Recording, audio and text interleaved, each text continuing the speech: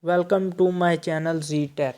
Today we are going to fix the error program cannot start api-ms-win-crt. So let's start.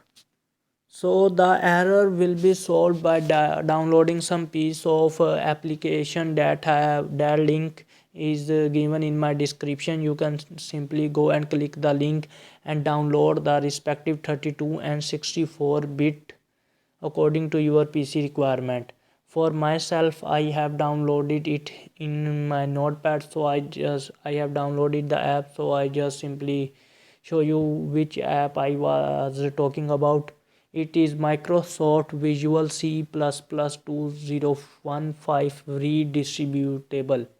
You simply have to install it according to your PC specification, 32-bit or 62-bit. Just simply click on it. It will be start installing. It will take some time, and after that it will, when it is uninstalled, you can simply install your other applications that cannot be installed. I hope your error will be solved. So please subscribe my channel, and thank you for watching.